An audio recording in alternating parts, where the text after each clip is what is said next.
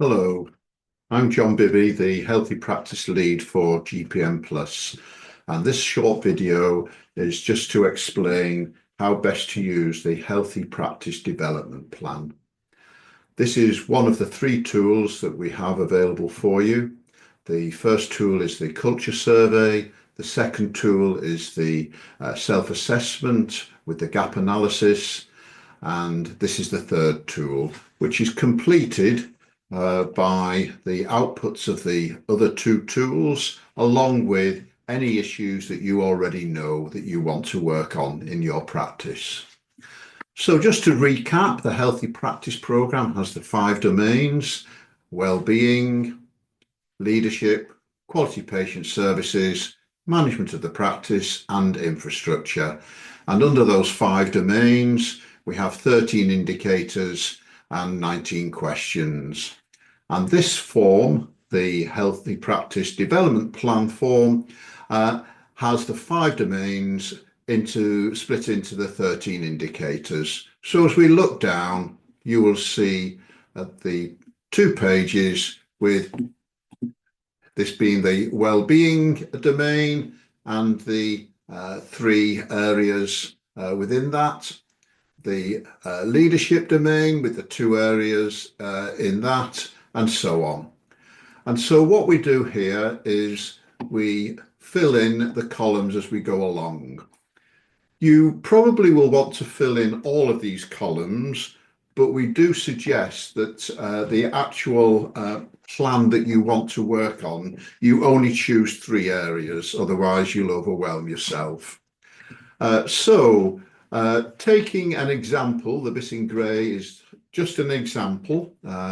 So the first column, this is the priority objectives, and it says from column B, and that was column B in the previous video that we did, which was the self-assessment tool.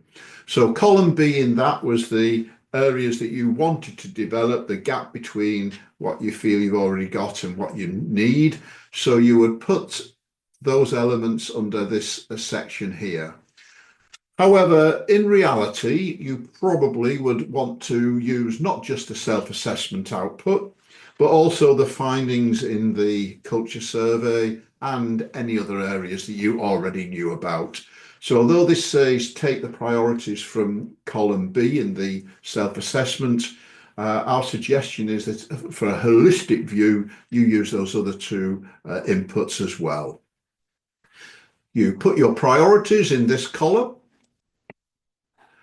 Then you would put in the initial steps that you want to do against that priority, a time frame, probably 3 months in the Healthy Practice Essentials program, but might be longer if it's a big area. It's worth putting down your anticipated outcomes and benefits, then you know why you're doing it, and how you would measure that it had been achieved. That might be areas of specific items that you wanted to develop, but it might be using a run chart, using a audit before and afterwards, or just random analysis. So just to give you some examples, we've not given you an example for each one of these because they are very personal to your particular situation. But an example, not the perfect example, just an example, under the Wellbeing Team Support and Development.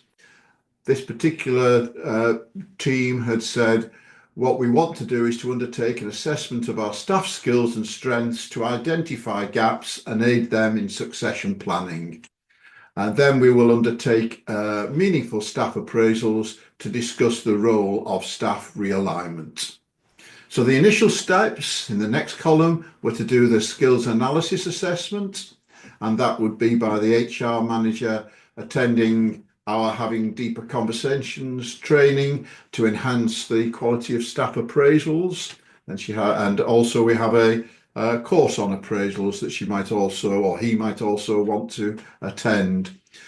Time frame, anticipated outcomes, robust succession planning. We'd have a skills gap analysis leading to clear recruitment and training needs. And we would, by this, have the staff engaged in roles that match their strength. And how would we measure it? Well, we would have a clear succession plan and we'll do a staff satisfaction survey to see how satisfied they are. So this is the kind of thing that for the 3 areas that you really want to work on, we suggest you fill it in. You might want to fill in several of them and then choose which are the 3 areas along with support from your facilitator. But you could fill them all in. However, for amount of work that's sensible, we suggest you only work on 3 of them.